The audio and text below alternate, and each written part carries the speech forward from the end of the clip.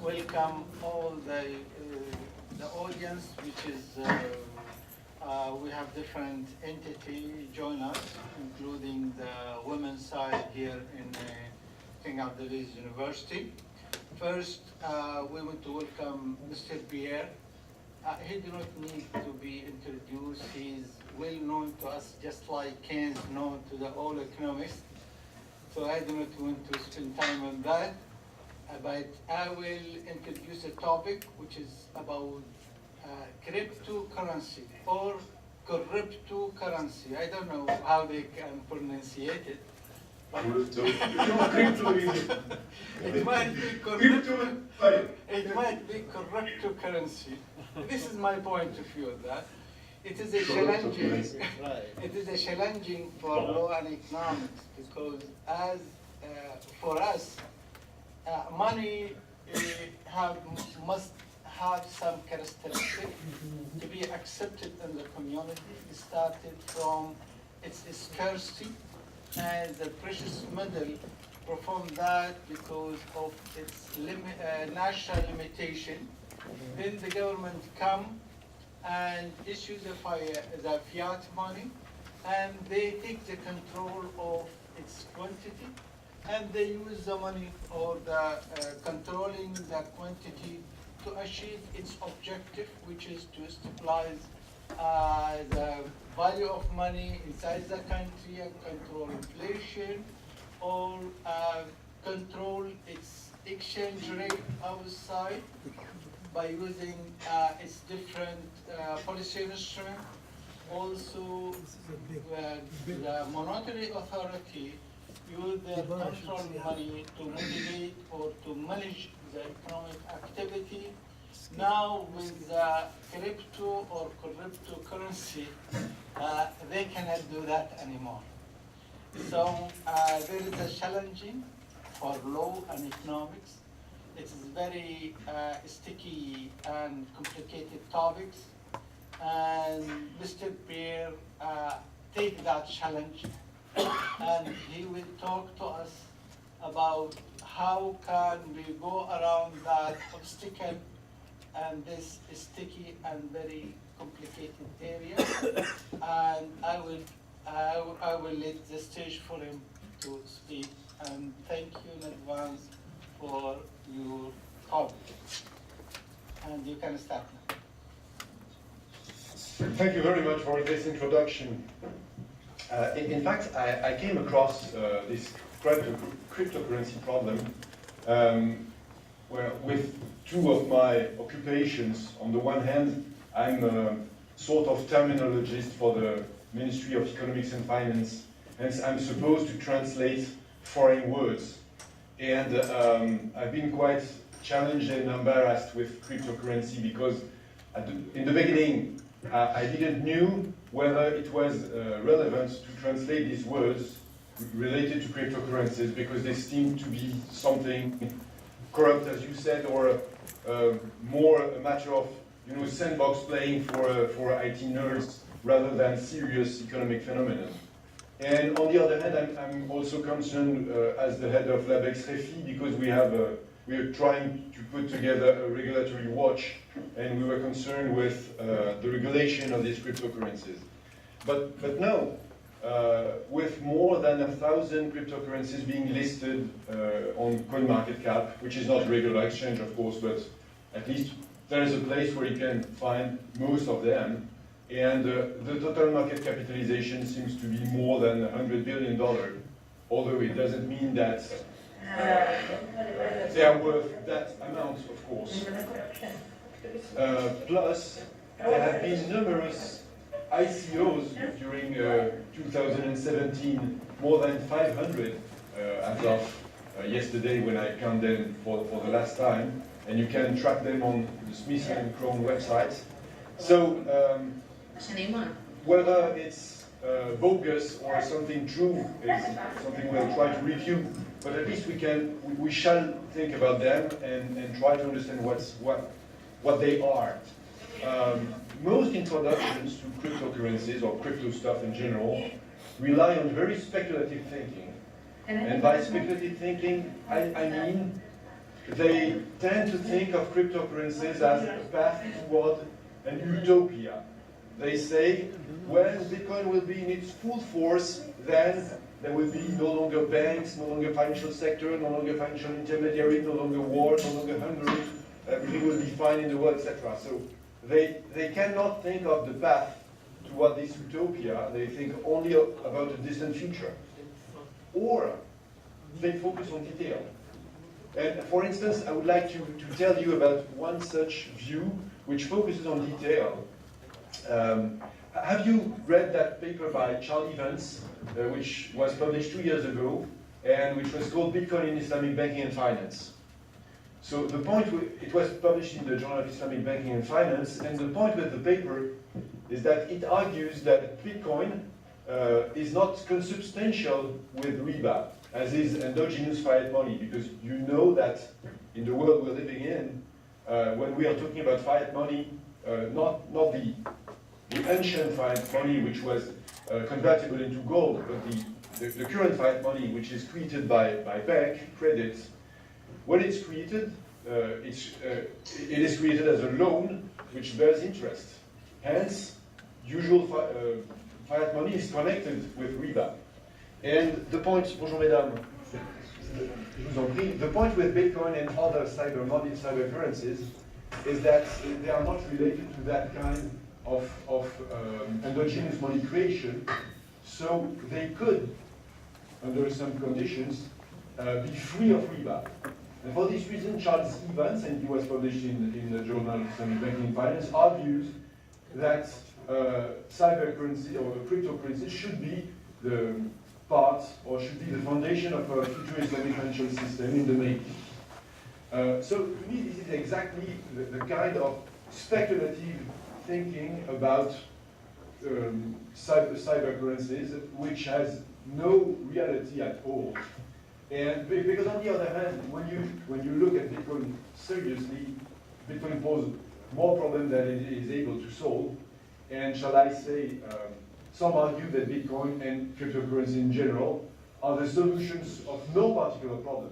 They only are different problems, but they cannot solve any peculiar problem. So my modest point of view will not be to say what Islamic finance will be, or what problem of humanity will be solved by cryptocurrencies in the distant future. I just want to understand how cryptocurrency work, because I think they are only being discovered. And we cannot predict how they will evolve and what the social interaction will be around them. Since, for instance, if you take any breakthrough innovation, just look at the computers, for instance. When you think of what the computers were in the 1940s, or even in the 1970s, nobody would have predicted that someday you would have one of these computers in your pocket, and that would change your life, your entire life, because you could get connected with other computers and use them to locate yourself on Earth and perform some very smart calculation, etc. When you see the massive computer of the 1940s, or even the mini computers of the 1970s, it seems far away from an everyday use. So maybe the same will apply for the cryptocurrencies. Maybe we have no idea of what will happen 70 years from now. And moreover, contrary to what most people say, which is that, you see, the Bitcoin protocol is such that there is no inflation.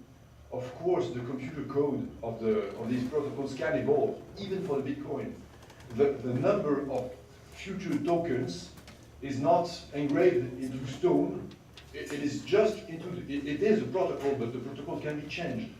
So, and as you have seen, if you're interested in Bitcoin, there has been one Bitcoin fork in August, which means that the code has been changed, and some Bitcoiners, they stick to the original protocol, while some follow the new one, which means that there is nothing given for eternity. So I think we better try to have a look at how Bitcoin actually works before we try to understand what it is.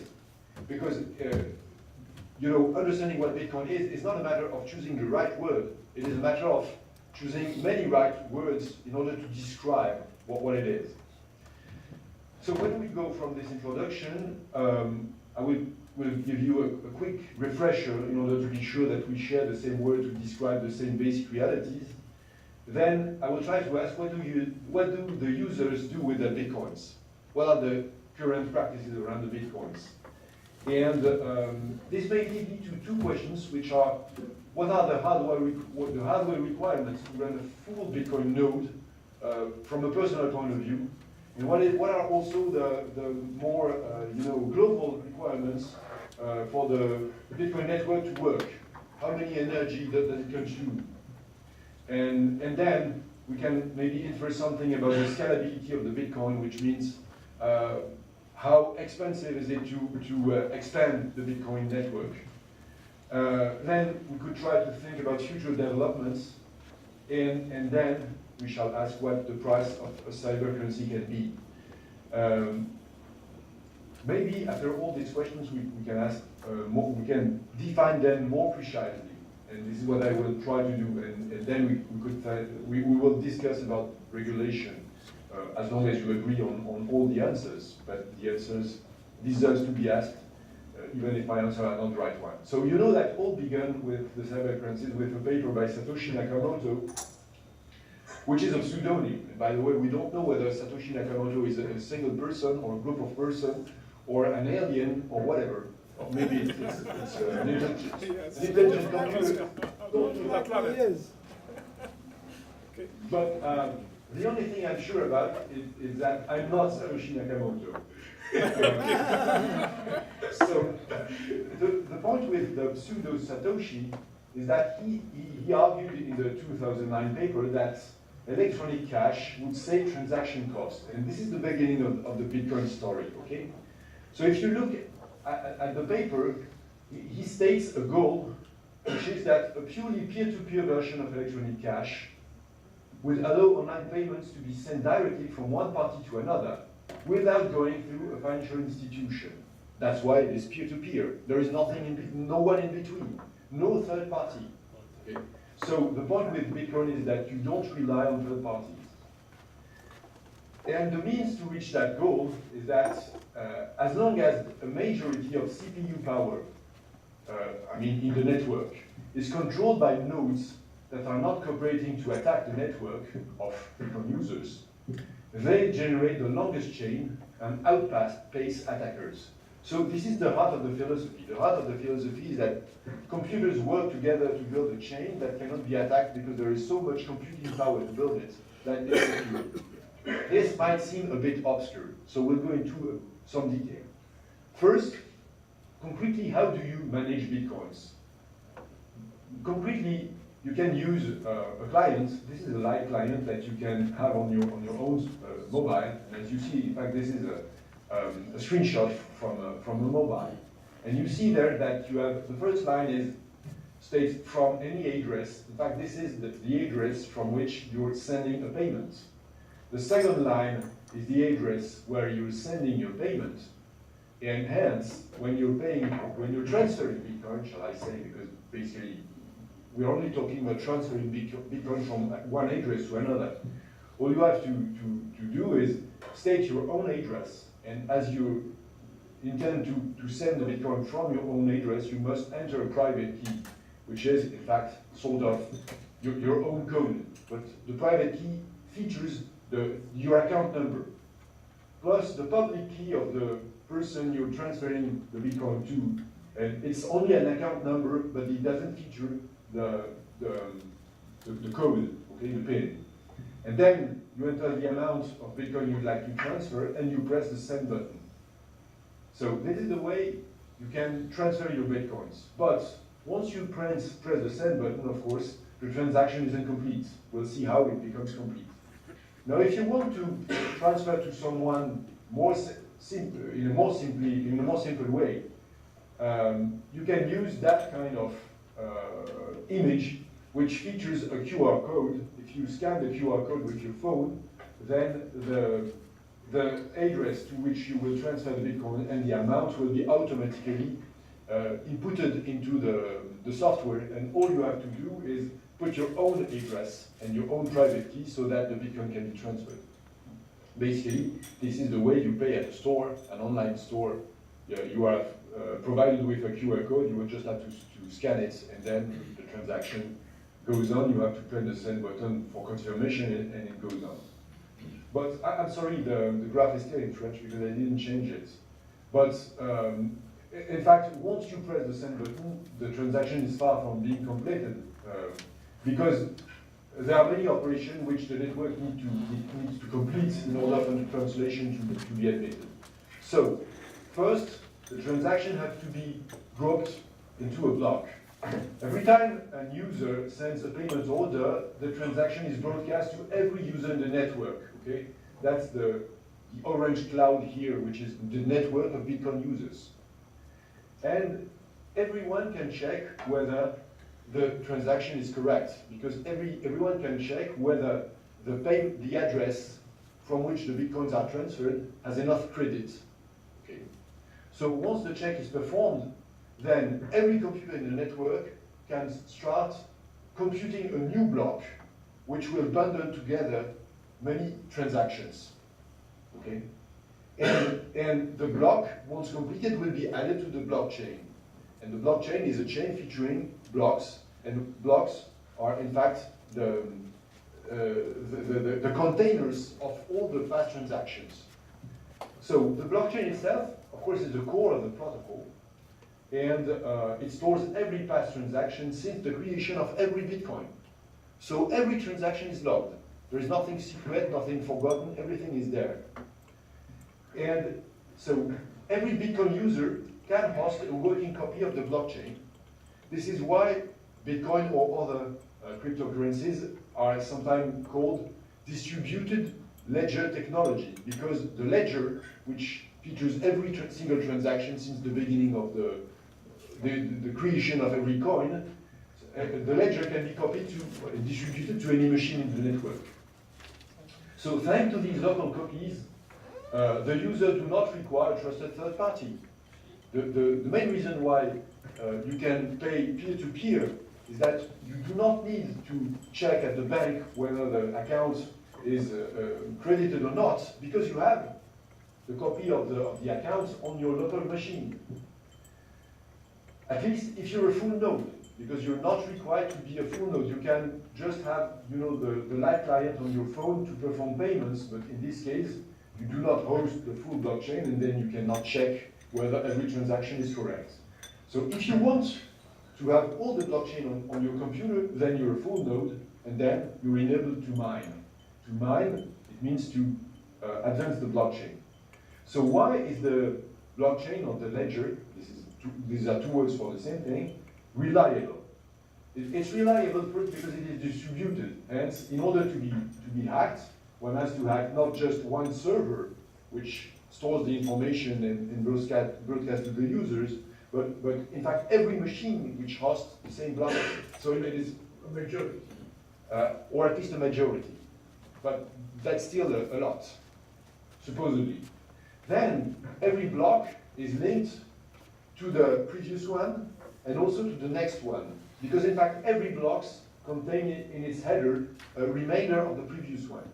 Hence, if you want to change a block, then you must change all the subsequent ones. And the point is that the protocol, as it has been said in the intro, only takes into account the longest chain in the network. So you cannot just change one past block, because that chain will be whipped out. You have to change all in fact, the blocks starting where you want to edit something. And you cannot do this. Well, in order to do this, you need a lot of computing power. Because in order to write a valid block, you need a proof of work. And a proof of work means some computing time. So how does this work? Let's look at the proof of work. In fact, every block contains, as I said, few thousand transactions. At the moment, it's around 4,000 for a 1 megabit block. Plus a proof of work, and every user in the network can check the proof of work to check the validity of the block. It's quite simple, because in fact the proof of work is only a binary number, which we call a nonce. And in fact, you put together into a hashing function that nonce plus all the transactions which are inside the block, and this returns you a 256-bit number. Basically, it means 256 zeros and 1. The block is valid if the number of bits at the beginning of the number returned by the hash function, if the number of bits which are 0 are enough to satisfy the difficulty level. And the difficulty level is set in the network once per 14 days. In order to be sure that basically it takes on average 10 minutes to compute a valid block. So you can check very simply, not by hand of course, but your computer can do this in milliseconds. But now the difficulty is to, when you create a new block, is to find the right nonce that will make the block valid. So it's easy to check, but difficult to find a new nonce, hence create a new block. It takes 10 minutes to create the block, while it takes only a few milli or microseconds to validate, to check the block validity. Why is it so long to create a new block? Simply because the hash function is supposed not to be invertible. That's where the crypto goes into play. Hash functions are functions which are used in cryptology because they are supposed not to be invertible. Hence, there is no way to find the correct number that will solve the problem, the difficulty problem. All you can do is try brute force, which means try random nonces until you find the right one. And at the moment, because of the number of zeros you have to find in the beginning, at the moment you have to try more than around 10,000 billions of nonces in order to find one. This is on average, because it can work on the first try, but it can also take twice or thrice more tries, okay? So at the moment, the computing power to find a valid nonce is enormous. And when you think of that number of operations, of course you cannot perform this on your own computer. It takes a lot of time. So now that kind of computation is not done on personal computers, but on dedicated machines. But basically the idea is that in order to validate a block, you need a large amount of computing power so that you cannot try to change past blocks in the chain in order to change past transaction, because it would take too much time and the chain would have advanced, and as the protocol only takes into account the longest chain, you cannot write new blocks faster than the rest of the network unless you have very large computing power. So let me sum up that refresher because before I move to the more economic questions. Cryptocurrencies do not rely on trusted third party, but on the user community, and especially on the work, on the computing power of the community of users. The users can send payment orders into the network, but these payment orders are not final until they are mined into blocks. And the validity of the blocks can be checked using the proof of work.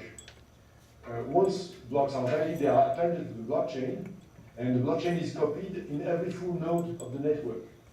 Of course, it is not necessary to be a user to get a full blockchain, because you can be only a user of the light client in order just to transfer bitcoins. But anyone can be a full node. All you need is, the computer with a copy of the blockchain. And because the blockchain is copied to every full node, the ledger is distributed and supposedly resilient. So someday maybe I'll translate this if you think it can be useful to understand what's happening in the network. Okay, now, what are we doing with all this? Since every transaction in the blockchain is public, because the blockchain is public, the blockchain is basically a list of Bitcoin transfer from one account to another. Plus, people can post comments. They say, I send this money for your birthday or whatever. You can add comments to the transaction. But basically, all you see are addresses and amounts of Bitcoin transferred. But all this is public. So you can analyze every single Bitcoin transfer since the beginning of the history. And a team of researchers from Stanford sort of reverse engineered all the blockchain from the beginning to the end of 2015 in order to assess what the Bitcoin were used for. So the point is that, in fact, when you see transfers from one address to another, you don't have much idea of what's happening. But we know, for instance, the address of some vendors, some internet merchants, not only regular or legal merchants, because you know that there has been drug and weapon trafficking on the internet with the Silk Road, for instance, a website which was called the Silk Road. But at the moment, the address of the Bitcoin account of the Silk Road is known. Hence, we can know exactly how many Bitcoins were transferred to the Silk Road. And so, using these addresses which are known, we can assess how many Bitcoins were used to pay for different services. And then the authors think that the Bitcoins that are transferred from one address to another, with some provisions and some checks, most Bitcoins that cannot be traced to a site and that are not part of mixing transactions which are used to, confuse the path, okay, confuse the money trail. So most regular transactions can be thought as simply transfer from one individual to another. So after making some assumption, it seems that 75% of Bitcoin's transactions are transactions between individuals, which can be thought of as money transfers. 12% are trade of Bitcoin for currencies, which are performed at exchange that do provide some exchange services. 2% are gambling services. 1.5% are illegal expenses, such as, and mainly buying marijuana in the US. 0.05% are the purchase of regular goods and services, and the rest is unclear. So it can be criminal, but basically it's unclear because we don't know exactly, because of course all we have is addresses, okay, account numbers. If we want a bit more clarity, we can look at the Bitcoin versus currency exchanges, and we will see that in the beginning, as you see the green line above, it means that in the beginning most transactions were performed by exchanging Bitcoins for dollars, while the red line shows that starting in 2013, the exchange against Chinese yuan became dominant. And in fact, for 3.5 years, the Chinese market was the main Bitcoin market until in February 2017, there was some capital control measures implemented, and as you see, it led to a fall of the use of Bitcoin by the Chinese. So, the first point about Bitcoin is, of course, the financing of crime. 1.5% of transactions are related to buying illegal stuff. Plus, it may happen that people use Bitcoin to launder money, etc. But the funny thing, or shall I say the coincidental thing, is that 1.5% is exactly the proportion of global GDP which is said by the United Nations to be the crime economy. So basically, we find the same percentage in Bitcoin usage and in the global economy. So it might signify, there can be a sign that Bitcoin is something normal. It's used for crime in the same proportion as usual cash. But my guess is that, in fact, the early criminal use of Bitcoin is probably due to a misunderstanding about the anonymity which is provided by Bitcoin. Because with Bitcoin, you seem to be anonymous because people only see your account number in the blockchain. But what happens is that by connexity, you can identify the payers. If you use your account where you receive the criminal money to pay for a service on the internet, for instance, you order books with Amazon, it's not possible, but whatever, you order a book on an online library which accepts Bitcoin, then everybody will be able to know that you gave your address to the online library, hence your Bitcoin account, although it is anonymous, can be identified by connexity. And this is what happened, for instance, to the runner of the Silk Road scheme, which is they thought they were anonymous, but they have been tracked by the FBI, and in the end they have been found. So in fact, crime doesn't seem to be a good idea with Bitcoin, at least in this way, because you can be tracked and you can be found. So gambling, although it is not criminal in some jurisdictions, seems to be also quite fashionable with Bitcoin. And it has probably worsened since 2015 because most Chinese use Bitcoin to bet. To bet, not with betting operators, because there are no betting operators in China, except the Hong Kong Jockey Club, but to bet on the Bitcoin variation. Hence, they speculate on future Bitcoin rise. So this can be reputed illegal in some countries, okay? Because basically, in China, Bitcoin was used to circumvent capital and tax controls. So in this respect, Bitcoin seems to be connected with illegal economy. But, shall I say, in this respect, Bitcoin is no worse than cash, because of course cash is the engine of crime all over the world. And when we look at Bitcoin, we see that as the money trail with Bitcoin is everlasting with the blockchain, Bitcoin might not be the more suitable means for crime in an economy, because the crime can be traced with Bitcoin, which is not the case with cash money. So some cyber currencies offer complete anonymity, but this is not the case with Bitcoin. So in this respect, we cannot say that Bitcoin is a fuel for crime, because it is quite clear that Bitcoin led to inquiries, to criminal inquiries being completed on the one hand, and then on the other hand, cash is still the best for the criminals. So apart from crime, in fact, Bitcoin doesn't serve to pay for goods and services. Okay, we have seen less than a 20%.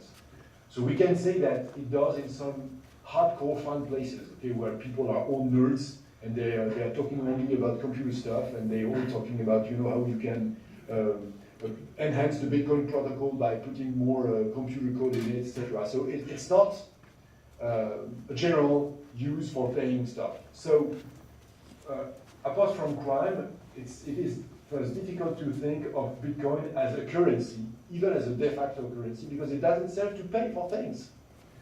It serves only for people to transfer between them. So it seems to be the mean for people to transfer money almost freely.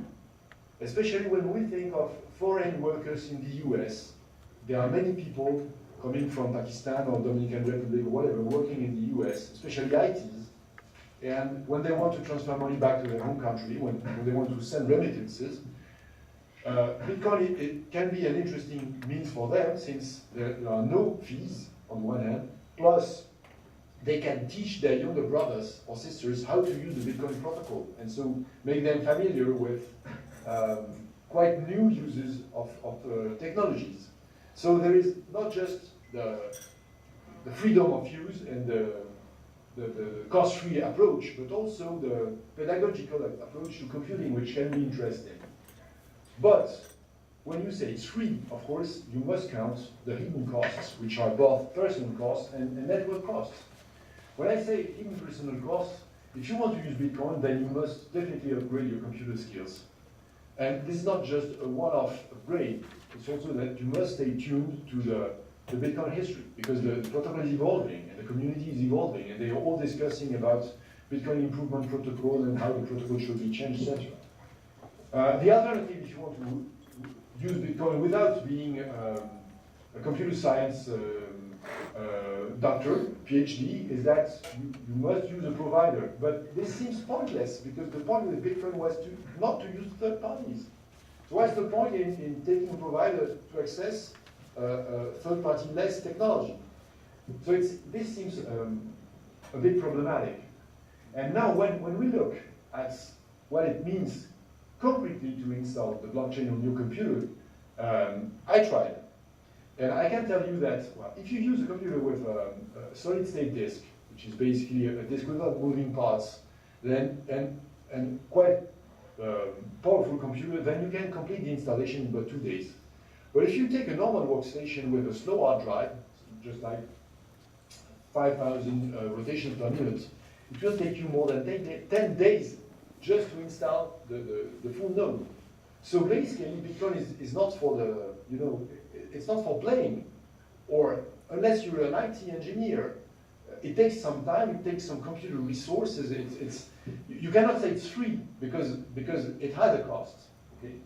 And when we look at other cryptos, such as Ethereum, the block, in fact, makes a block every 10 seconds. So the blockchain is so large that on the forums, most users report they cannot even install the blockchain to their computer because it's too large and their hard disk is too small. Okay, so basically, if you're not a geek, if you're not a real nerd, forget about the cyber currencies, okay? Because the cost, they seem to be free, but you will need some training, plus you will need to change your mind. Plus, there is a collective cost, because if you think about maintaining a network with around 9 exahash per second computing power, then even using the most recent technologies, which are computers which are designed to perform the kind of computation which are required to validate the block, then you need approximately 900 megawatts of computing power on a continuous basis, which means that to fuel the Bitcoin network in the world, there is one nuclear reactor working only for Bitcoin. While, as you have seen, the real-world transactions related to Bitcoins are almost nil. Okay? So, nowhere in the history of mankind have we used such an expensive toy. Okay?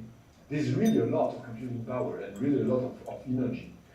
In fact, 900 megawatt is my computation using the most recent technology. But for instance, if you look at the genomists, they say that the energy consumption is more than 2 times that, because some obsolete computers are still used in China to mine. Okay, so for now, mining is paid by money creation because each new block yields, in fact, around 12 bitcoins to the successful miners. And it seems that electricity is not paid by the Chinese and the Russian miners, which together account for more than 90% of mining in the world, because basically they do have some deals with local authorities. So at the moment, the network works simply because the miners can get the bitcoins from the mining process, which will not last, because the bitcoins that you extract from the mining, that number is falling, and at some point it will be zero. And because the electricity is free. Of course, we can say that in the future, that money creation can be replaced by transaction fee to pay the miners. But the energy cost will still remain a concern, which is that at the moment, in fact, nobody pays for that amount of power. Well, maybe the Chinese taxpayer does, but not the Bitcoin users. Okay, so that's a real concern.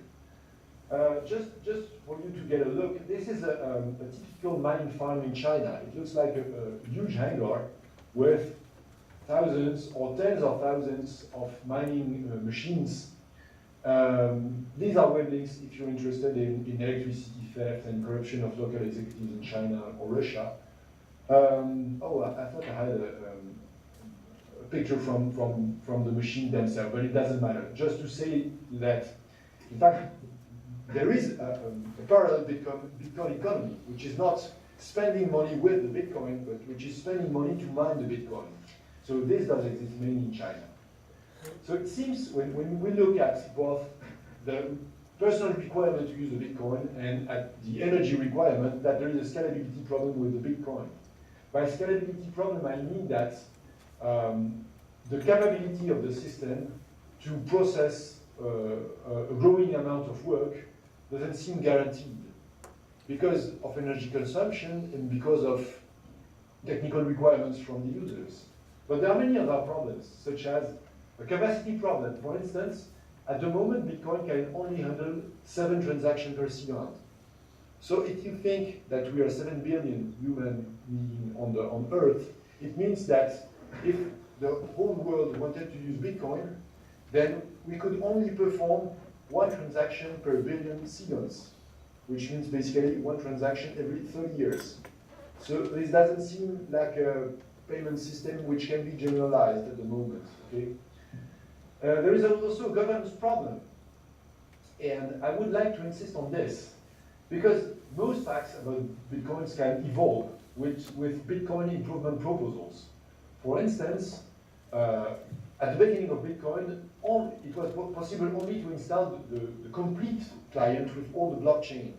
And when the requirements of the blockchain became important because the blockchain grew in size, then the lighter clients, such as the mobile clients, were developed. And this was the point with a Bitcoin improvement protocol, which was approved by the Bitcoin users. At the moment, one question is whether to increase the block size in order to allow for more transactions to be processed at the same time, hence to expand the number of possible users. But the point is that, in fact, we don't know exactly who is governing the protocols. We know the stakeholders.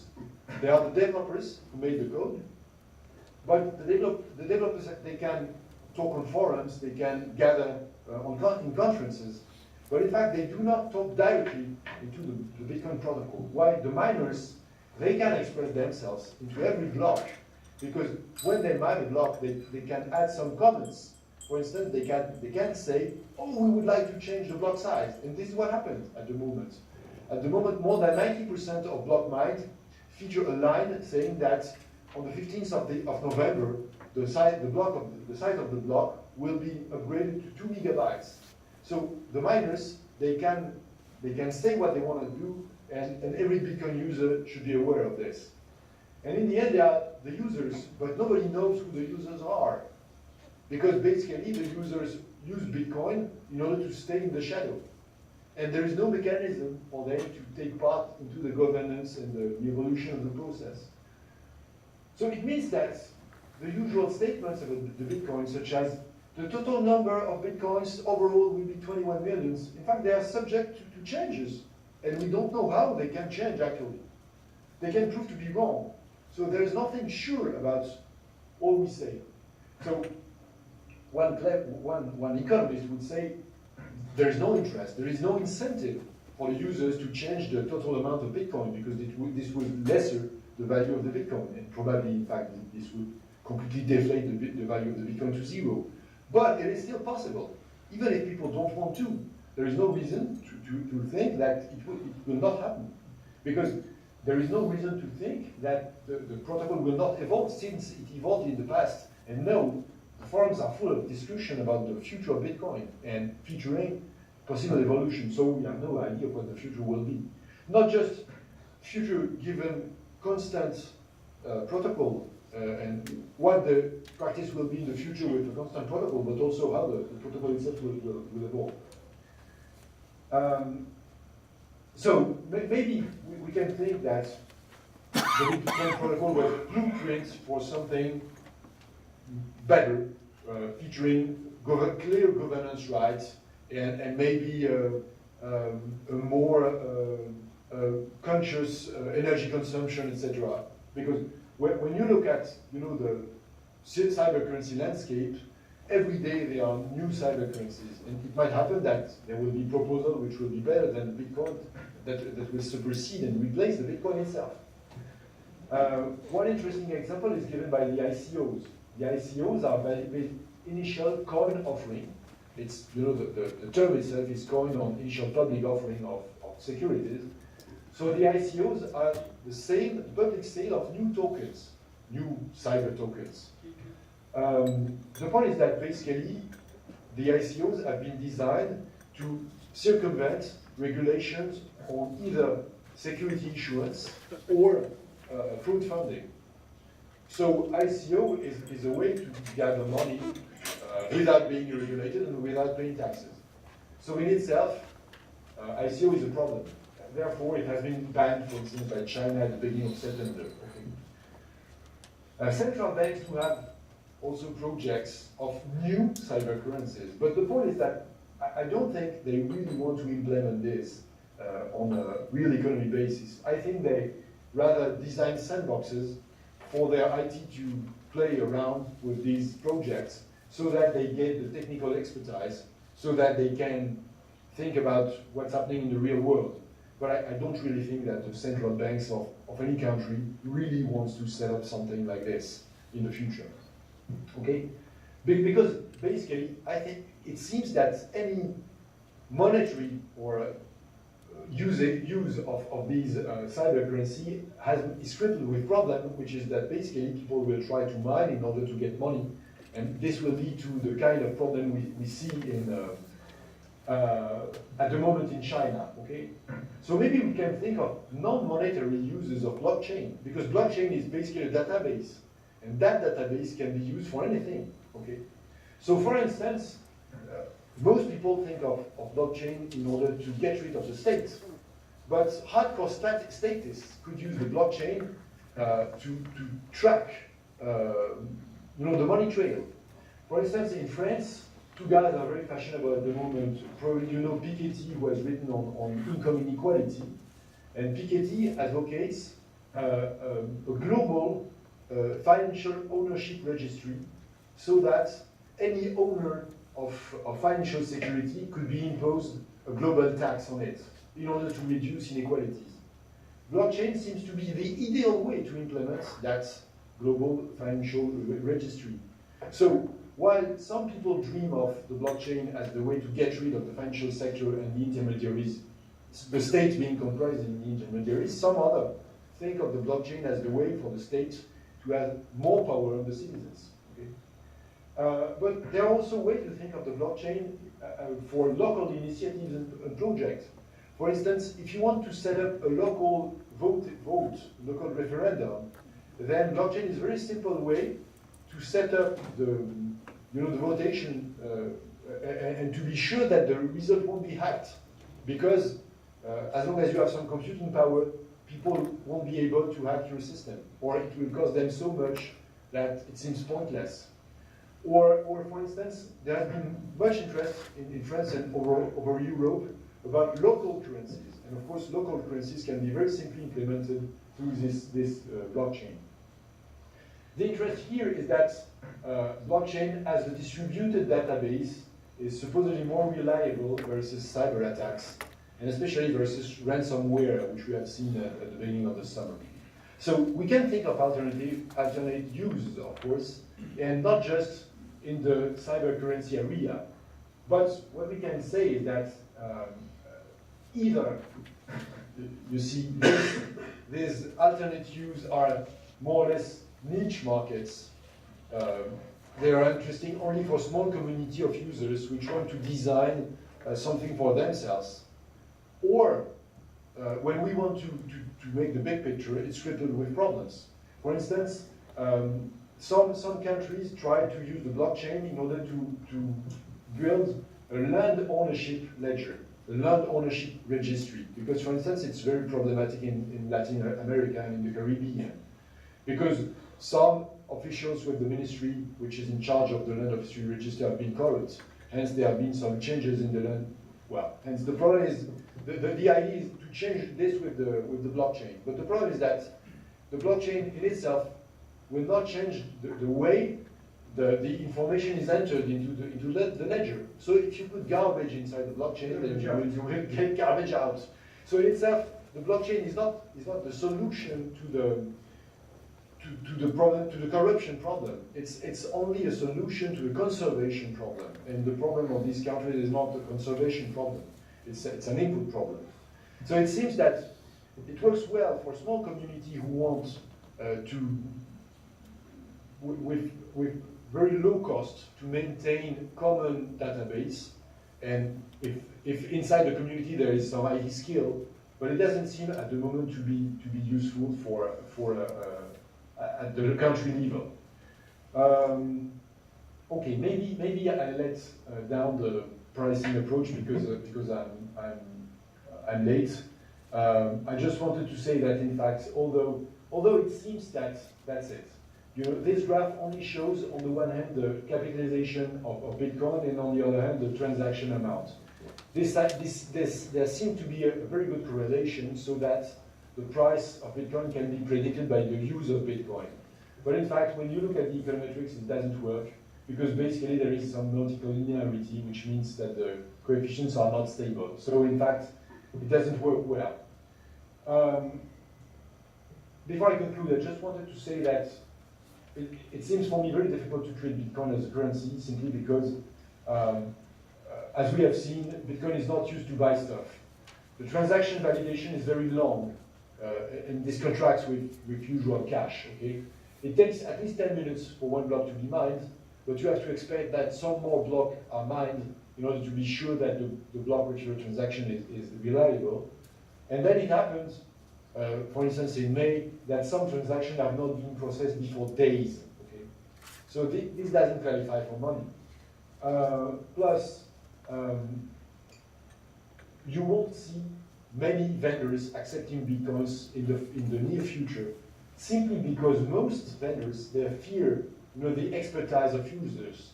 They fear the users of Bitcoin to be so clever that they hack the companies that accept Bitcoin. So that basically the vendors, they fear Bitcoin unless they are themselves nerds that sell things only on niche markets. So it seems that Bitcoin won't be a currency for a long time. So what is Bitcoin then?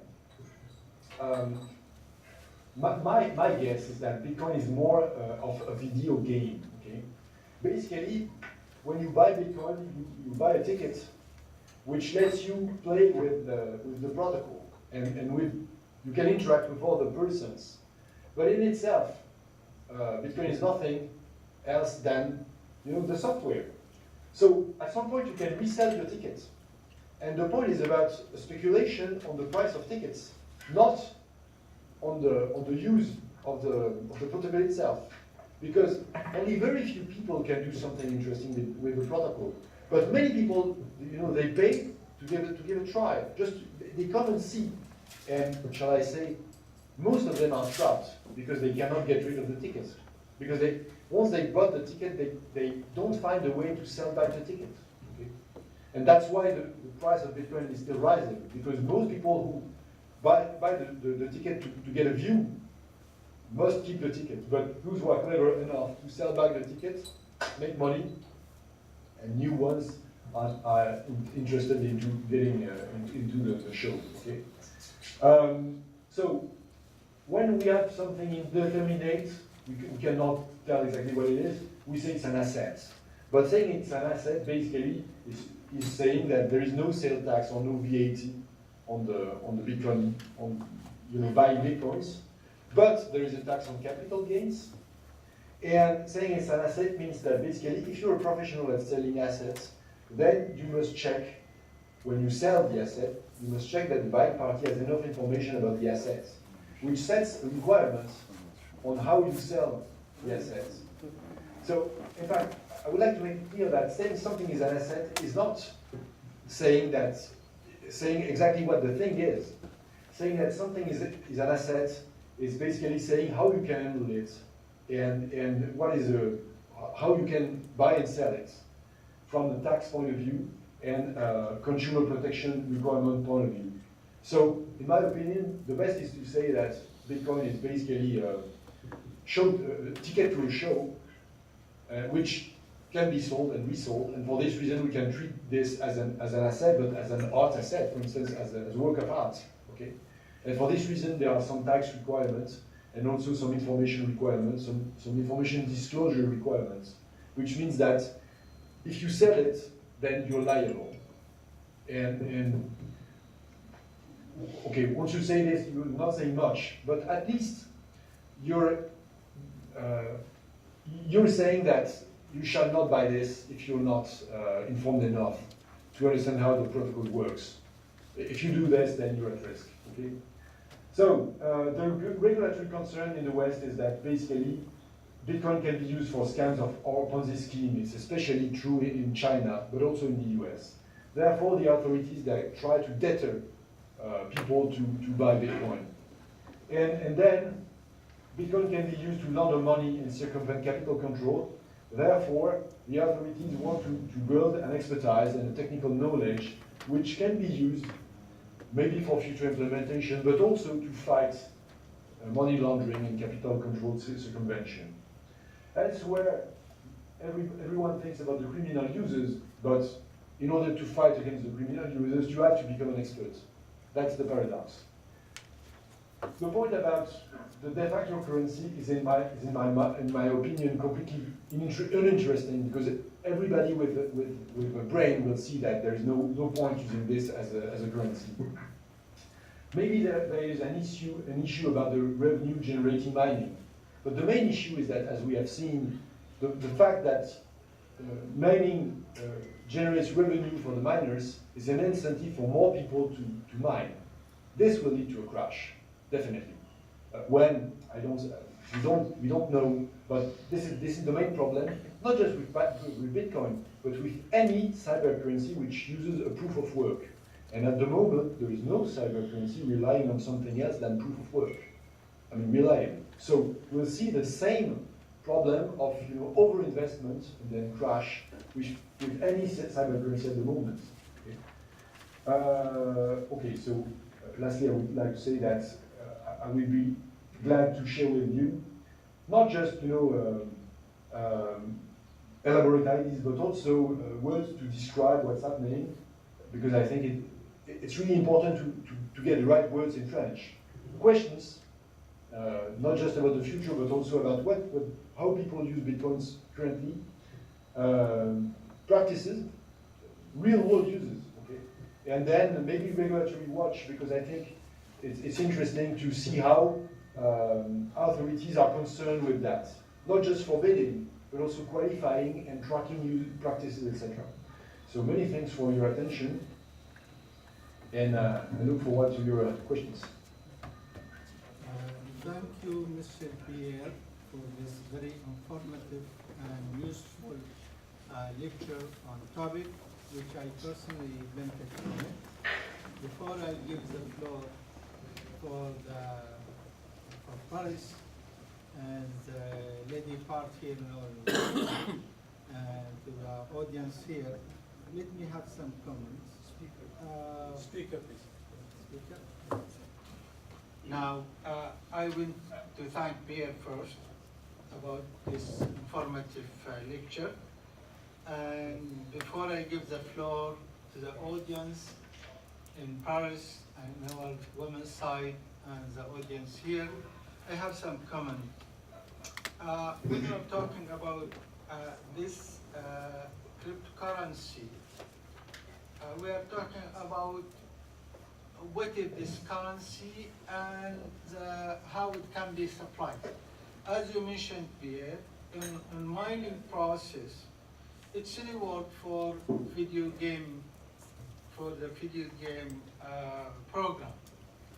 And based on that, they have, even on the statistic, it's proved have no use in exchange. It's less than 1% in that.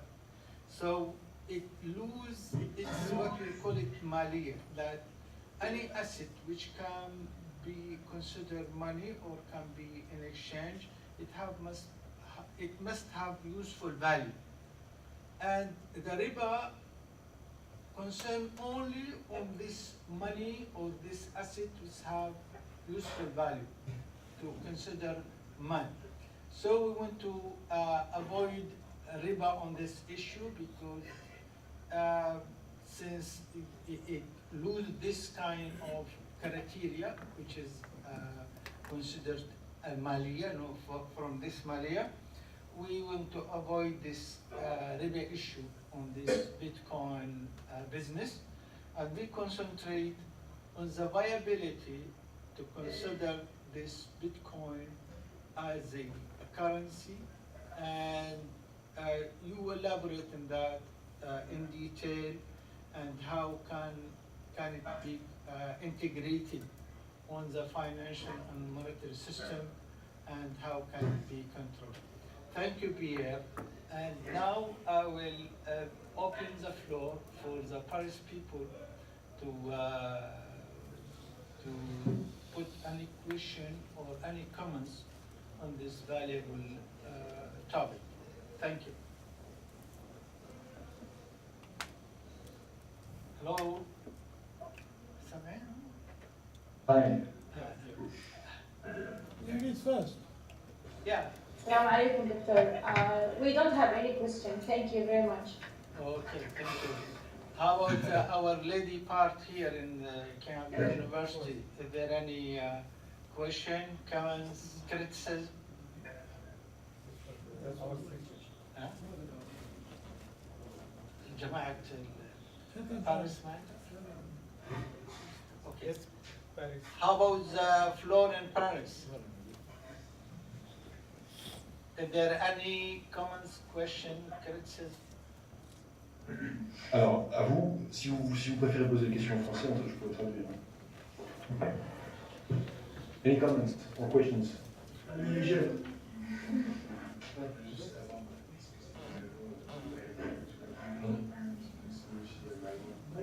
Okay, there's a question here.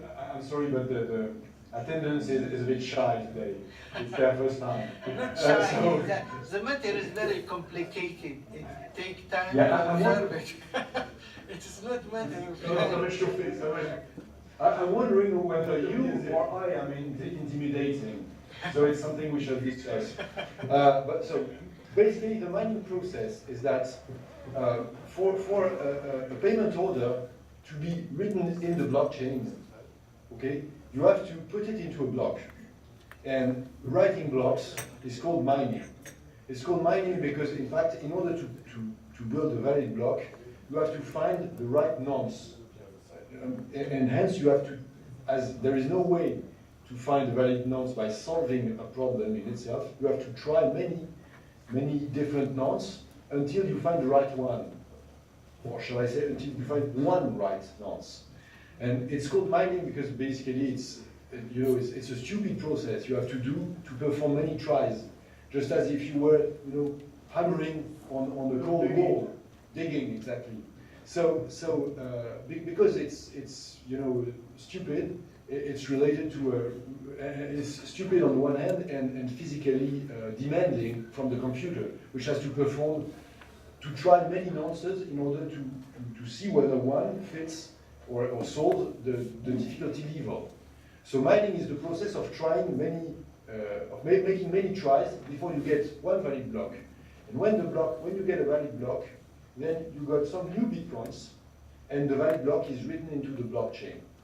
When I say you get some new bitcoins, it's of course that the last transaction is in the block, is the transaction that will give you 12.5 bitcoins. So mining is having your computer working in order to put together transactions and write these transactions into the chain. This will bring you a reward, which is new bitcoins. Hence, money creation is a consequence of mining. Fallait payer pour un moment, on devait payer pour quelqu'un qui s'occupe du mining. Okay. The point is that the amount of new bitcoins which are created is decreasing every 2 years. It's divided by 2 every 2 years. So it was 50 in the beginning, and now it's only 12.5. And at some point, there will be no more bitcoins created. So in order to pay for the mining, people will have to include transaction fees, which are optional. Today, you can add transaction fees for your transaction to be processed more quickly. But it's not compulsory. But what we can see is that nobody will ever mine in the future for no money, because it consumes electricity, because you need to have a computer at hand, etc. So in order for the network to stay working, at some point the transaction fee shall pick up the decreasing money creation. Okay, that was my point. Je vais la poser en français. Oui. C'est pour savoir si le Bitcoin pouvait être une solution pour les contrats Murabaha qui sont un peu les contrats utilisés un peu en finance islamique. So the question is whether Bitcoin is a solution for the Murabaha. I guess you will answer no, because you just said that no means of payment can be used if it doesn't have a value in itself. Well, so I'm speculating for 1 second whether we can consider that the value of the Bitcoin is the value of using the algorithm. So we can think of the Bitcoin as a ticket to use some computing software and selling the right to use as a commodity. I'm wondering whether this seems to you compliant, but it might be my question to you. And think about the question whether the Bitcoin can be a solution to the Murabaha. at the moment, I don't see why the Bitcoin would be a specific solution to the Murabaha. Maybe more there are cyber currencies that feature what we call smart contracts. They feature some computer code which can enable some decision at, and so they not just serve as token for payments, but they also can execute some code. In this respect, you can implement some operation such as, accounting for the operations that were the core of the Murabaha contract, and then splitting the profits between the stakeholders. But the Bitcoin in itself cannot do such things. Okay, the Bitcoin is only a token. The Bitcoin is the same as a physical token, but it has no physical appearance.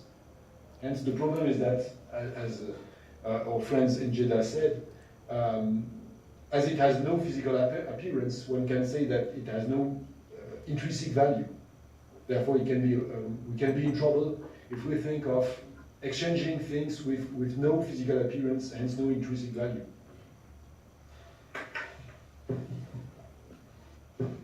Salah. Well, first, thank you for this exceptional lecture, making it easy what is difficult to understand. And now to go back to the issues. I think there are two different notions, and they are not at the same level. We are talking about the blockchain technology, which is an exceptional, good mathematical and IT tool. The blockchain tool is something that is good for humanity in principle. Now, like any art, we can use it, to get some food for humanity or to defend ourselves, but we can use it also the wrong way for making illegitimate wars or whatever. So this is the same thing. So here you have this technology, and now we have one of the uses, which is to use it as more or less as money. But now the question which is most important is, and what you said in the paper, is what is the nature of this thing? What is the nature of Bitcoin? And we need to answer that because it is in the market. It is in the hands of people. And it is not like a negligible entity. Now we're talking about billions. So, from the Islamic point of view, we have some questions. So the guy, the person who has Bitcoins, how does it do zakat? How does it exchange it with others? Does it consider it as money, which the exchange means at the same time? So there are many questions around that.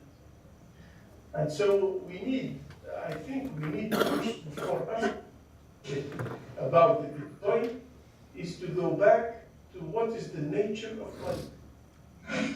So, Professor, what is the nature of money? So we can put this on the slot of money or put it in another slot, Okay. Bitcoin.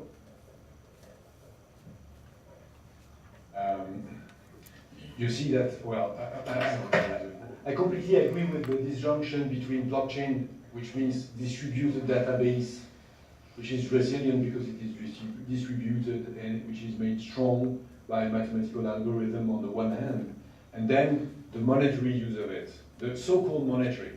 But I would rather say Bitcoin is a token because it's not money. For me, money means general acceptance as a means of payment. The general acceptance by Yeah. everybody. At least you see. In a certain society. Yeah. Basically, money is such that, you know, if it falls on the ground, then people will get it. If they are honest, they will bring it back to you. If they are dishonest, they will keep it with them. Well, Bitcoin, you cannot say this is the case, because basically when Bitcoin falls on the ground, it means you lose the address, nobody can get it first. But are you saying that the money is something that has value? No. In this case, anything has value is a money. No. But I mean general acceptance. Or General acceptance. I think this is the point.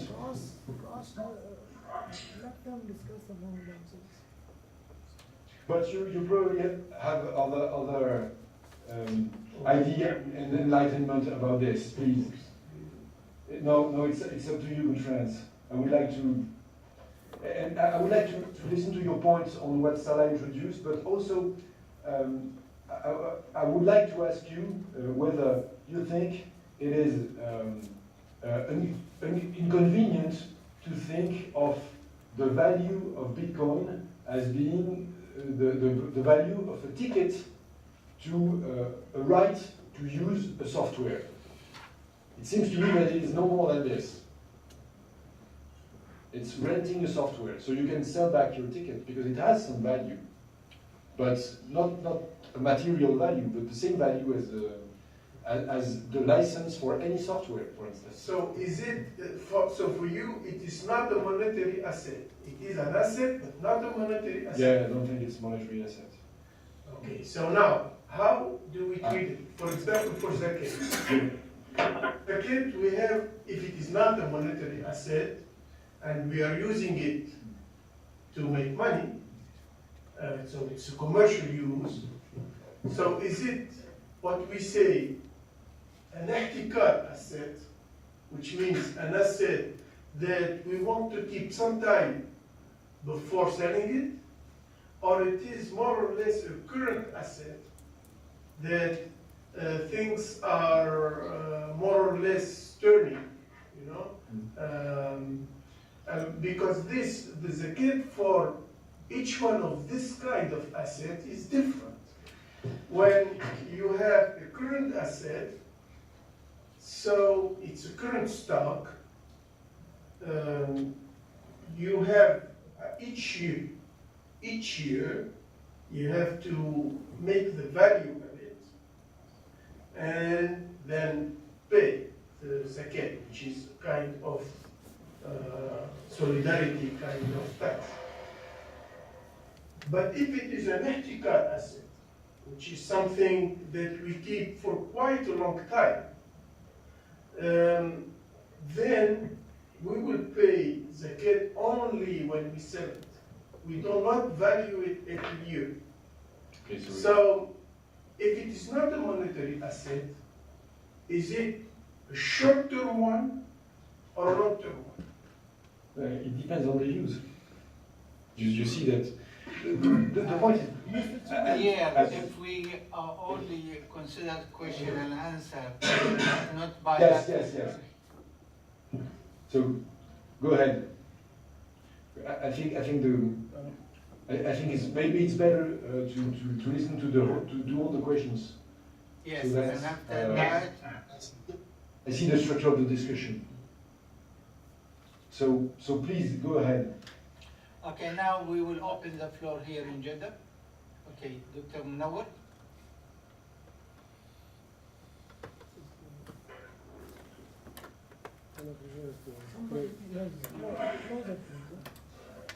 Bismillah ar-Rahman ar-Rahim. Very interesting topic from a very interesting personality. I learned many things, but the most important thing that I learned from this presentation is that Pierre is not only an accomplished researcher, he is also a translator. And we need translators, but the downside is that he may be very expensive. Pierre, I think that bitcoins are a storm in the teacup. it will soon go away. It is not going to go much longer.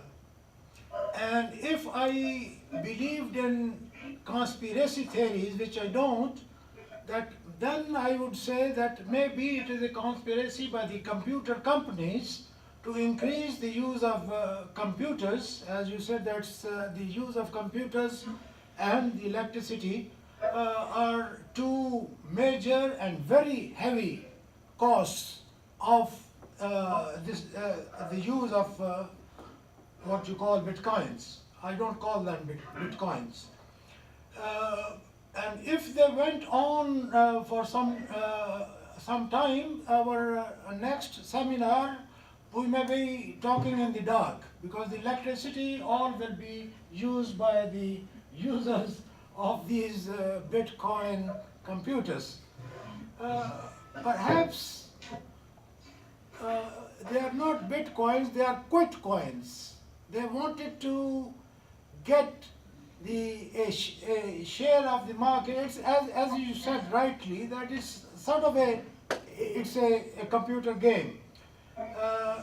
Other than that, how many people, if I count these are some of the very educated personalities here, and I don't think many of us can use bitcoins. And then talk about those people who do not even have heard about computers. How many people in the 7 billion population that we have around know computers and how to use them, and the high level of technology that is needed to use the protocol that they are developing. Finally, I would say that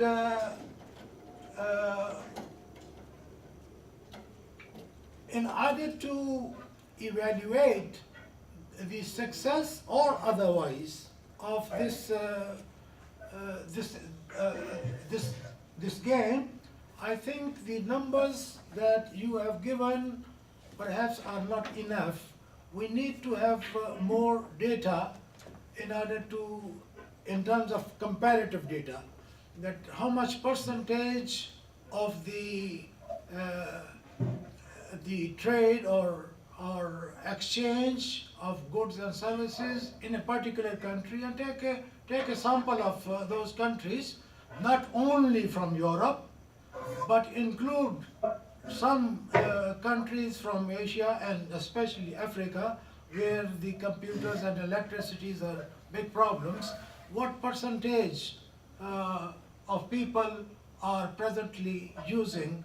And I will think that you will get the picture that it is a storm in the teacup, and it will soon wade away. Thank you very much. Thank you, Munawwar. And, okay. Hello. Thank you, Dr. Pierre. I have just 3 questions. One is with regard to you questioning why should Bitcoin not be treated as a currency. And first reason is it's not used to buy stuff. Is it not because the governments are discouraging it? Governments are threatening it. China is trying to block it. I mean, if a currency is, even if a printed currency for particular country is banned in a country, people will not use it. Or rather, those who have, they will use the minimum. If it is given encouragement, maybe people would use it more. And it is, I feel the governments are afraid of it because it is a decentralized currency. They don't have a control over it. So, the governments are not encouraging, but now the governments themselves are going into cryptocurrency. Estonia is trying to bring up its own cryptocurrency called Istcoin, and the same is Australia is trying to study it, and from your study, your focus, though the topic is cryptocurrency, your focus is only Bitcoin. You have not discussed about any other cryptocurrencies in the market. I know one of the cryptocurrency which is being backed by the gold. I don't know if you have studied that. It's called 1 gram. Is in front of you, I mean, in your view, are all the cryptocurrencies same as Bitcoin, or there are different versions? Thank you very much.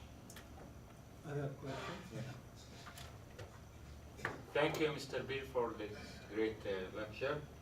I just want to mention the price and the volatility of Bitcoins. It's found that Bitcoins has a volatility 7 times greater than gold, and 8 times greater than S&P 500, and also 18 times greater than the US dollar. So what's the reason behind that? What do you think? Thank you. Okay. Any other question? Okay.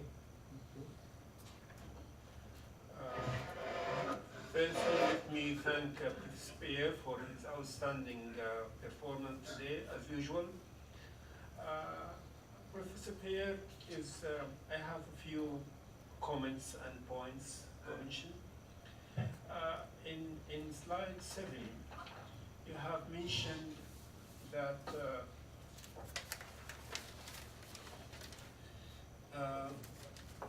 it is the means, as long as the majority of CPU power is controlled by nodes that are not cooperating to attack the network, they will generate the longest chain and outspace attackers. This might be true because of these huge chains, but as you know, recently, in the last 3 or 4 years, hackers have been capable of so many countries and so many ministries and so many governments, even though they have a very, very defensive and long chains capabilities. So I would, ask you to clarify this point. Also, my other point is that in slide 9, you have mentioned here in the left-hand side the file name, last name, first name, last name, email, etc. As far as I know, that Bitcoins is regarded one of the best currencies that you can hide your identity. But if you are going to mention such information, this means that your identity will be known. And I found this sort of something that is new to me. And also,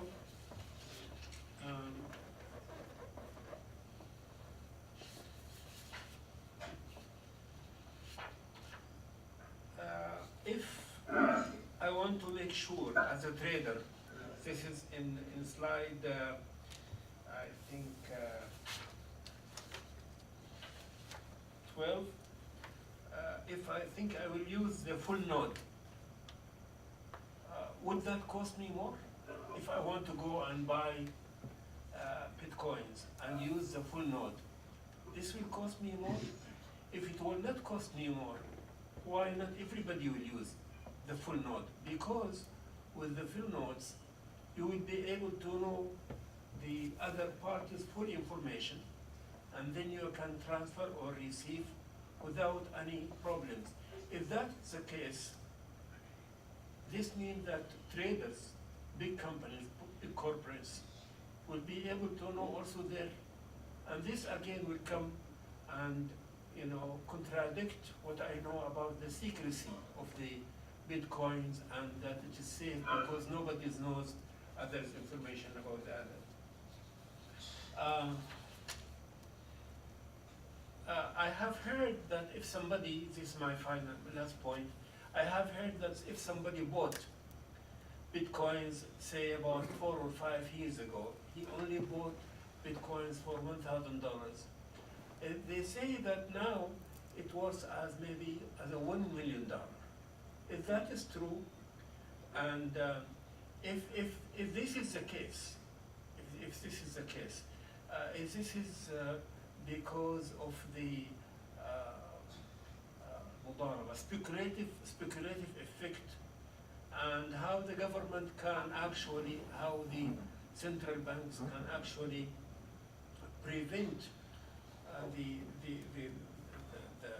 users from a very big bubbles, especially here that two major and very famous professors, Professor Robert Schillers, he's a Nobel Prize, and he think that Bitcoins is only another bubbles that is going to burst very soon. Also, J.P. Morgan's of Chase COO regard them as a fraud. So these are my points, and I hope I can get some answer, please. Thank you. Okay, last, I have one question coming. The last question, we have, according to this It's okay, Ibrahim. Okay, one question and comment. That question is, the coin market listed around 147 billion, the size of this kind of coin.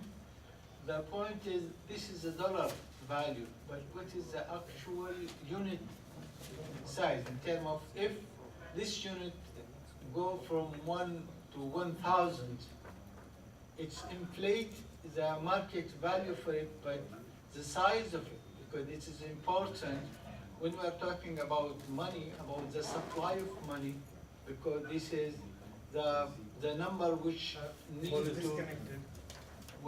need to be used in economic. So we want the actual growth of this unit in terms of a unit created.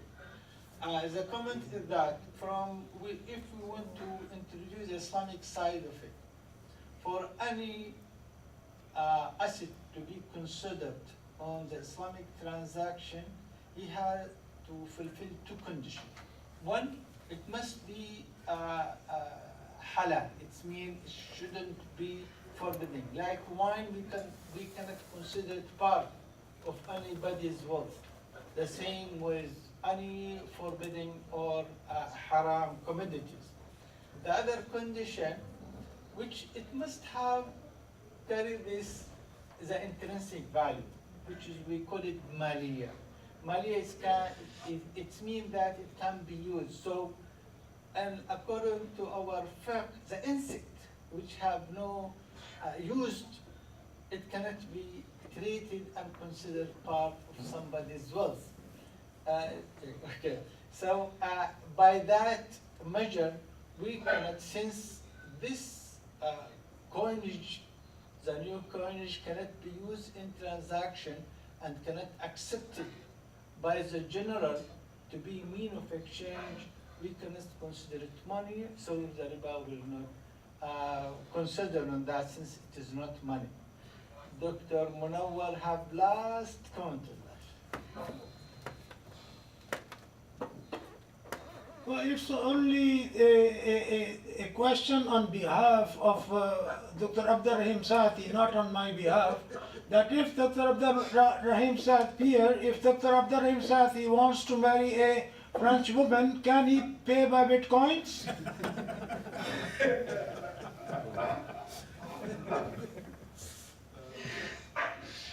Okay, we leave the floor now to Pierre to answer this question, and by that we close the session. Okay, I will start with Dr. Munawwar first question, or last question first, because it's, well, maybe not. I shall keep it for the end, because you see, we keep the best for the end. So we will keep some suspense. In fact, I see that there are many questions related to which I can call descriptive question about what Bitcoin actually is. Not about characterizing its essence, but about how it works in the real world. So I'll start with them. First, I'm sorry, but I think there have been something misleading in my slides, because the distinguished gentleman told me that they should not be, well, he was wondering why there are those fields with first name, last name, and email. I'm sorry, in fact, I took a screenshot, and when I took the screenshot, I wanted just to show the invoice status, excuse me, with the QR code, and the rest is of course pointless. So you shall not take into consideration the fields that appear on the slide at the moment, because of course to pay with Bitcoin you don't have to enter your first name and your last name and your email. So it's another window, or another part of the window. So please excuse me for this, because this has been misleading. Now, when I look at, excuse me, well, Dr. Munawar asked for more data about exchange, etc. It's important to figure out that the problem is that since the technology is not exactly anonymous, but all we see is movement between addresses. So we don't know where people are. And maybe, you know, maybe a guy in Antarctica is dealing with a guy in Greenland, and they're dealing in real time, but we have no idea of where they are. Maybe some aliens are sending messages through radio waves through the outer space. And this can happen, you know. If they can connect on an internet gateway, so they can access the protocol. So we have no idea of where they are dealing. How we can figure out, you see the graph that I've shown, we can figure out, we can have one idea about where the transactions are when we think about the exchanges, which are the physical points where the bitcoins can be exchanged for currency. And in this respect, we know for what currency the bitcoin can be exchanged.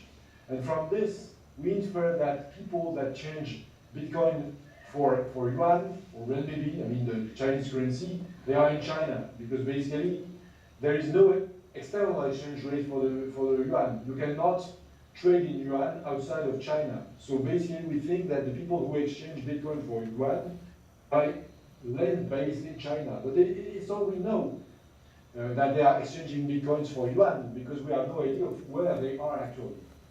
It can happen that the aliens are, you know, piling up yuans over the moon. I don't think so, of course. I think the probability of such case is zero, and I think the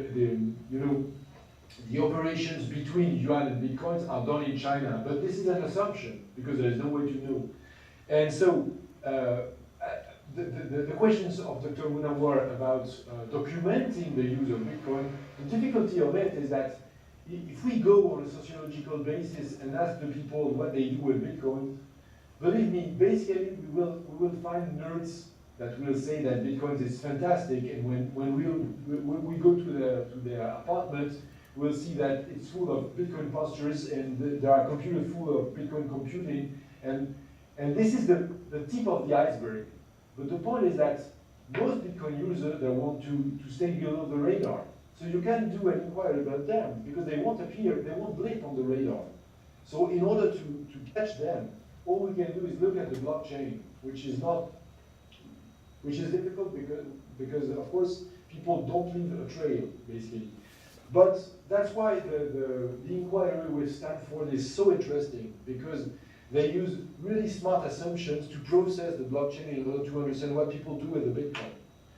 And another point is that basically between 2015 and 2017, the use of Bitcoin in China, always not well documented, because people were not saying, oh hi, I'm dealing with Bitcoin in order to circumvent the capital controls. At least we can understand what people were doing, because there are so much,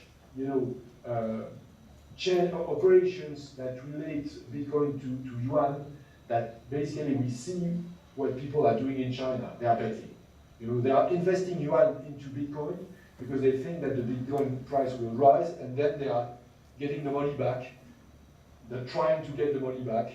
So they use Bitcoin for capital gain, which can partly answer Dr. Jara's question. So now that we understand that it is difficult to trace the actual use of Bitcoin. And of course, we all agree on the fact that either you got an engineering degree in computer science, in which case you might be quite familiar with the matter, or basically when you go to Bitcoin, you're gambling because you don't know exactly what you're doing. That's the point. Either you're good at it, and then you're an expert, and then you know what you're doing, or not, in which case it is risky for you. Okay, so we got this point. But now, when we say, oh, we would like what people really do with the Bitcoin, it's difficult because we don't know exactly who people are. Now, let's look at maybe some other currencies just for a while. Because, well, I should have talked about other currencies, but it's only 45 minutes, and maybe better focus on the one which is the most well known because there has been detailed inquiry than look at the others. Especially because some crypto were designed in order to keep the anonymity of the users. For instance, if you look at the, well, there are some of them which are supposed not to disclose the identity of the owner. So what can we say about this? Nothing. Okay? The only way to understand how this works is buy some and play with them. And that's the main point with the cryptocurrency, is that you must pay to see the show. And so that would be the answer to the pricing problem. But let's talk for 1 or 2 minutes about the other ones. Okay, there are many of the ICOs are tokens that are introduced on the basis of a white paper that you can see very easily. Go to Smith & Crown and you will see more than 500 of these projects. You can click on every one of them. It's completely risk-free, of course, as long as you don't enter your credit card number. And you can see what the projects are. Some are really completely pointless. For instance, I came across the car taxi coin. The point with the car taxi coin is that it's supposed for you can buy these coins in order to pay for expenses of towing your car wherever in the world and even outside of Earth. So why should you buy some coins which are devoted to paying for towing expenses of your car? Okay? The point with money is basically that you can use money on any uses, not just on specific uses. Well, but some others are a bit more interesting because in fact they are linked to an economic model which is basically that some provider has some expertise. For instance, there has been one successful ICO in France in September, which was the so-called DOM raider. DOM raider means domain name raiding. In fact, there's a guy or a group of IT guys in France. They raided some domain names because they bought some domain names before they are available. Okay? For instance, strengths.com or becomesmart.com or whatever.com. Because some domain names are more valuable than others, of course, because XYZ, ZZ, ZY, XY is worth nothing, while I'm the best is worth a bit more. So now they claim to have a crypto which will be devoted not to buying only the domain names, but also to organizing auctions around these domain names. So in fact, what they are selling is not just the idea of a token, but also some expertise in both organizing auctions and a stock, an existing stock of domain names. The idea is simply that they are trying to, well, their strategy is basically monopolistic competition. Okay? They are trying to advertise an asset which is specific, and they are signaling the specific asset by a hype campaign around a cyber currency. But in the end, even if they issue their cyber currency, what they are looking for is hard cash. So all this is, we can talk about much more cyber currencies, but all this is bullshit because in the end what the people want is cash. While, as Dr. Jarrah said, the interesting point might be the blockchain. And in this respect, some cryptos developed different blockchains with more functions, such as the smart contracts of Ethereum. And we could take also some time discussing this.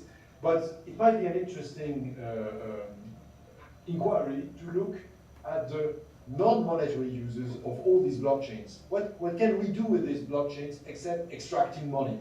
Because in fact, extracting money, you can do this with anything, as long as people believe that they will, the trick is simply to make people believe that they will win money, while in the end you keep the money. It's what in French we call the bon taux.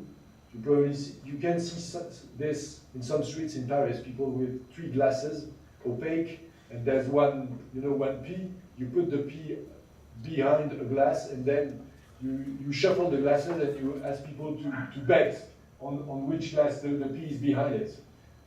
There is no blockchain there is no technology, but it has worked since eons, and is still forbidden, but some people indulge into this. So basically, most schemes are like this at the moment. Maybe I shall answer some more serious questions, such as how we can value later. 2 more questions about the blockchain itself, which are a bit, well, they are still descriptive, but at a bit higher level. How does it work that the blockchain is attack-proof, while most states have tried to protect their IT assets, and they failed, as the attacks, the cyber attacks we have seen in June have shown. There are 2 points there. First, and that's the point with the blockchain technology in itself is resilient because the blockchain is distributed, one, and because you need an awful lot of computing power to change it. And at the moment, there are so many Chinese mining to get money that the computing power inside the blockchain is something which has never been seen in the history of mankind. Even the most powerful supercomputers do not account for a tiny percent of the power which is in the blockchain. It's something crazy simply because people want to earn money. So it won't last, that's it. But at the moment, it's simply, the point is not that it's impossible to hack. The point is it's impossible to have enough firepower because people are motivated by money. And unless you offer more money, you won't have that much computing power. And that's the point. Okay? But that's the point not with the blockchain in itself, but with the current use of the blockchain. So the blockchain is resilient at the moment because many people are looking for money and hence expanding computer power, which makes the blockchain resilient. Now the question whether the full nodes incur more costs and have an advantage. They incur some costs because they must have a running computer with the blockchain copied on it. So that cost is far from negligible if you think, well, because you will need to have a computer running first and running faultless, which means you must have a reliable computer, and then you must invest into human capital to have it working. So it's something. But no, for a bank, it's not much to have an IT team working on this. Okay, you can expend some hundreds of thousands of dollars per year. It's not much for a bank. But the point is that it won't give you a decisive advantage simply because the computing power of the Chinese is so much that the point is that at the moment no one can put enough money on the table to fight that, to fight the fact that the Chinese miners don't pay for the electricity and they can get 12 bitcoins every 10 minutes. And 12 bitcoins every 10 minutes means $50,000 every 10 minutes. So nobody can put that amount on the table. So as long as there is so much computing power in China because the electricity is free, no government can do anything about this. That's it. So, but on the other hand, what they are doing is just bullshit. They are just trying nodes, which has no point, in order to stack up bitcoins, which at some point will lose their value. That's why I moved to valuing bitcoins. I had some slides about this. I think this is interesting from an economic point of view because it somewhat advances the question whether Bitcoin is a short-term or a long-term asset. And also, it advances the question of when, all this will, when will the bubble burst? Because it's not that simple. Look, in fact, there are basically two theories to price the cryptos. Either you think of the asset approach, and then the point is that people are trying to buy the asset at a higher price. They expect, they will buy the Bitcoins if they expect to resell the Bitcoin at a higher price. Hence, we're exactly in the perspective of a bubble. But there is also a currency approach, which is basically you use the quantitative theory to price the currency. So the asset approach leads to think that the price is a self-fulfilling prophecy. Okay? People think that the price will be rising, so they buy, so the price rises. Okay. And this is what is happening, of course, with the Bitcoin at the moment, and Schiller is entirely right. So in this respect, if you buy Bitcoin, you should be aware that wild fluctuations might wipe out your investment entirely. I'm not saying that the crash will come tomorrow. Because if you look at what happened in the last years, the volatility of the Bitcoin price has been falling steadily. And the amount of the capitalization which is exchanged every day has been rising steadily, which means that the market activity is more than it was. Okay? If we take 2014, for instance, the amount of Bitcoin which was exchanged every day was so low that the price had no meaning. Today it seems that the price has some meaning. But I'm not confident that you can sell the Bitcoin you bought anyway. Not because of the amount of the turnover, but because of the way the exchange works. This will lead me quite far away. So I think that the point is that you can think of the Bitcoin as an asset, then there is obviously a bubble, and the bubble will at some point burst. But on the other hand, if you look at the currency approach, then the market capitalization is driven by the transaction volume. Well, when you think of the transaction volume, we have seen that nobody buys the Bitcoin to buy something else. So the transaction volume should be nil. Except that people are still buying Bitcoin to see how it works. And the point is for how long will people continue to buy Bitcoin to see how it works? Curiosity. Yeah, as long as the curiosity will be enough for people to buy Bitcoin, and every day students are coming and telling me, oh, I bought some Bitcoin yesterday. And then I'm telling them, okay, very interesting, but tell me when you succeed in selling them back. This is what I'm interested in. And nobody comes to me to tell me, oh, I sold my Bitcoin and I made money. Okay? So the point is that as long as people will be coming for a matter of curiosity, then the Bitcoin will be on the rise. But at some point it won't work because it's the same with every pyramid. By financial pyramid I mean just as the man of case. The people coming in, they fuel the gains of those who were before. But as the base of the pyramid cannot expand in an unlimited way, at some point the pyramid crumbles. The point is when.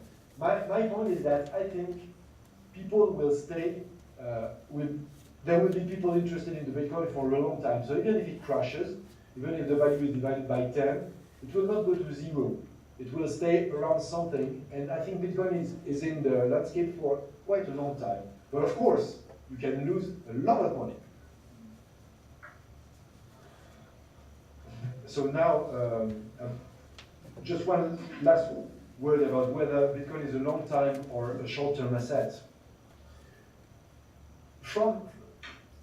If we look at what it is, a computer protocol, normally people buy a ticket to play with the protocol, and if they're interested in the protocol, they should keep it. So basically, they should count this as a durable good. As when a firm buys a computer software, to process information, to make word processing and spreadsheet computing, etc. It is quite obvious that most people now are buying Bitcoin in order for short-term use because they think that they will have some capital gain, or that they will use it to pay someone else. So it is obvious that there is a problem since it looks more like short-term use, but most Bitcoin that have been mined have never been used. I mean, out of the 16 million Bitcoins that have been mined, more than 10 millions have never been used, which means that the people who own them keep them. So I cannot say that by destination the Bitcoin is either a short or a long-term asset. It depends. It depends. Sorry.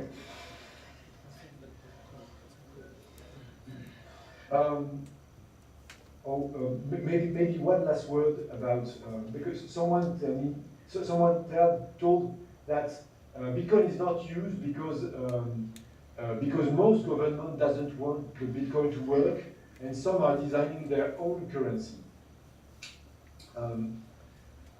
For the moment, the country that has the most developed cryptocurrency scheme is Japan with the Gcoin. Frankly speaking, it reminds me of the 1980s when Japan designed a computer standard which was called the MSX standard. It was an utter failure. The Japanese are very, very good at working together and at designing standards, but sometimes they do not understand that the standards cannot work because they are not in the expectation of the market. I would bet. No, I wouldn't bet. I never bet, in fact. But I'm quite sure that it won't work. First, because the problem with the Japanese is that they are Japanese and they speak Japanese and they read Japanese and etc. So they read enough English to design their own currency, but they don't want to expand, so it won't work. And in fact, the simple point is that what's the point with the Gcoin? Nothing. You are better with paying yen. So plus the Japanese they love the cash. So I don't see how this will work. Talking about the Estonia is very sympathetic, but Estonia is just one large city and nothing around. So I don't see the point when you're in a city developing cyber coin to be able to pay everywhere in the world instantly, etc. Well, I think this is only about mastering the technical expertise to stay in the race, okay? Not to stay aside from what's happening. But I don't see any use in this. And when we think of governments not wanting the Bitcoin to be used as an instrument for payment, you're somewhat right. Because what the government really fear is that the asset approach to Bitcoin will lead to pyramids and then to social unrest, because pyramid in the end, when people lose their savings, they can be quite angry. So the government tried to discourage the asset approach and try to encourage the currency approach with currency they can control. But the point is that at the moment there is no point in the currency approach. So of course people are interested in the asset approach because they think they can earn money, and that has always been the fuel for bubbles and people being stupid and losing money. And there's nothing we can do against this except saying people, you're taking risk, and in the end you can lose. Okay, thank you a lot. Thank you a lot, Player. By that, before we conclude our session, I have last word with Dr. Ibrahim Abdullah. Yes. Professor Player, let me thank you again for your genuine and excellent efforts. But let me inform all the audience here that next week we will have another seminar on Wednesday, same time, in Bitcoin. The title will be Bitcoin, its halal alternatives, the risk factor and what takaful may provide. It will be presented by Professor An-Nasum Billah from Malaysia. Thank you very much. Thank you so much. So we must arrange a session so that we can join the seminar. Will it be in English too? Yes, it will be in English, and you are very welcome to invite any persons or groups who wants to attend. And I think because I have already seen his PPT, that it will be very interesting and it will be an value added, hopefully. Okay. The side point for me is I will, recommendation. Professor, I will send you his PPT to you, and then you can distribute it to the group. Yeah.